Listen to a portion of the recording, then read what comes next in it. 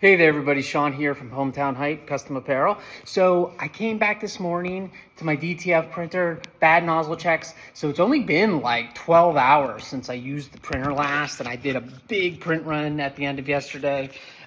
Came back, I wet capped it last night, did all the normal things that I do every day.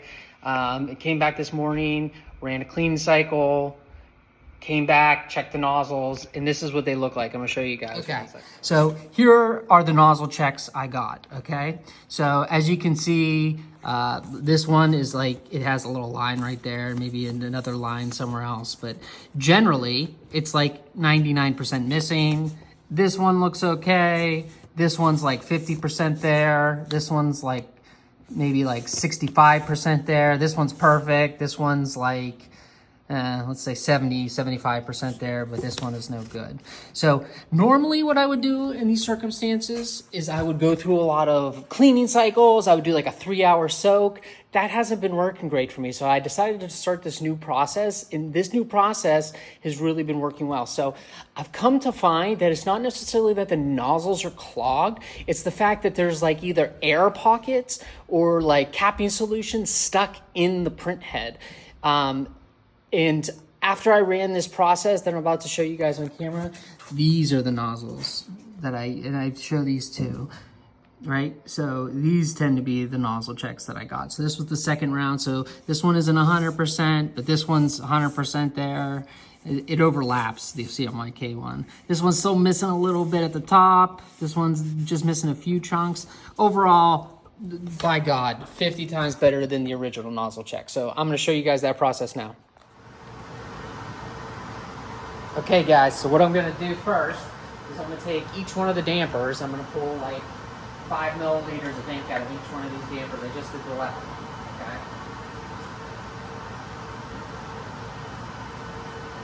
Now, I already ran the white ink circulation, so I got one damper.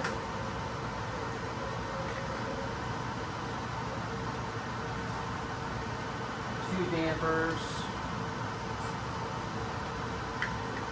That went through. And here's the fourth.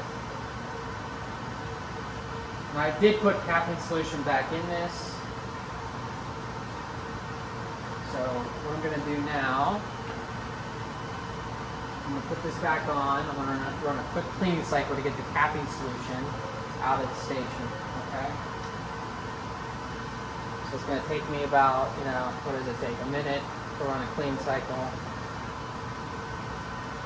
At which point, I'm going to remove all the dampers. I'm going to remove the damper heating system.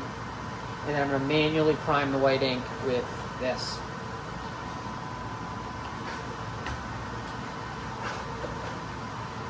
And like, generally, when I come back in the morning, I have to fight with it most of the time. I'd say at least half of the time, I'm going to have to fight to get clean white nozzle checks.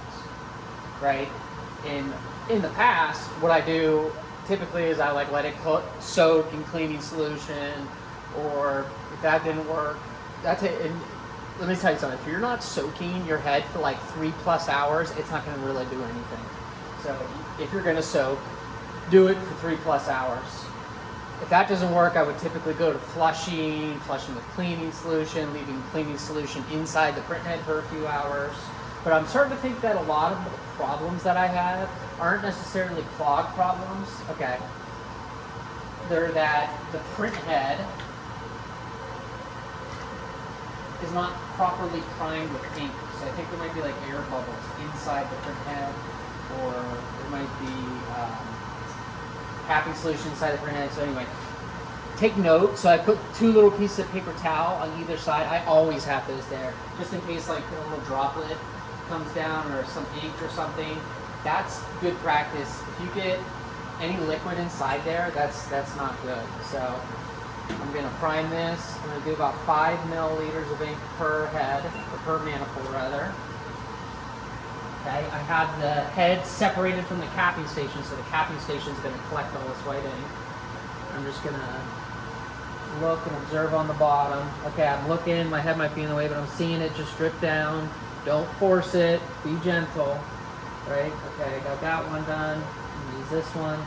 5 milliliters might be a lot because the capping station's filling up fast. So maybe I'll do like 3. So I only need this 10 milliliters for all of these. Alright, I'm filling these up. Alright, it's about to overflow, so maybe I'll stop there. And I will reassemble. So the heater goes on first.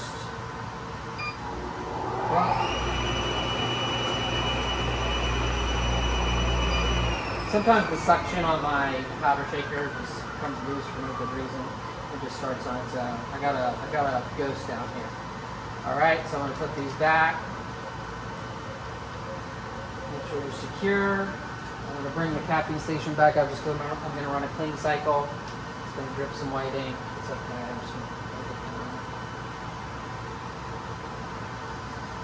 All right, it's cleaning. Just kind of clean up this white ink while I have a moment here.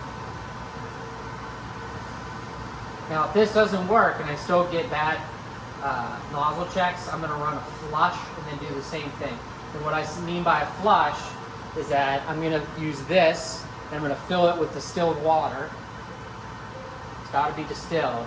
And I'm going to flush each one of the manifolds, 1, 2, 3, 4, with 20 milliliters of this. So I'll fill this up twice. So I'll go 1, 2, 3, 4, and I'll go back to the beginning. 1, 2, 3, 4. Depending on if it's coming out clear or not, I will do a third per manifold. And then if I need to, I'll do 1, 2, 3, 4 a third time. And then I'll do exactly what I showed you guys just now, and I'll prime it manually with white ink. This whole process, you're being gentle. I recommend you use a 10 milliliter one of these doodads, the syringe. Do not use one of those giant ones. It's very easy to get way too much pressure with one of those ones. All right, we're going to do a nozzle check, and hopefully it comes out clean. Oh, I pressed cleaning again. Gosh darn it. I meant to hit test, but I hit cleaning. I, in fact, didn't want to do cleaning. I find that running too many cleaning cycles actually, I tend to get worse and worse nozzle checks. But anyway, I guess we got to wait for this to wrap up. But once this is done, hopefully we'll have a big clean nozzle check. You know, I don't particularly understand after so like once it does this part, like it does this part where it like waits 30 seconds. And I don't really understand what it's doing during this 30 seconds, but you can hear it because it beep, beep, beep, beep. It's like, clearly it's waiting, but it's not clear exactly what it's waiting for. Maybe I'll just cut this out of the video. I was hoping not to have to make too many edits. There's no way of doing it. Just wait to set this up.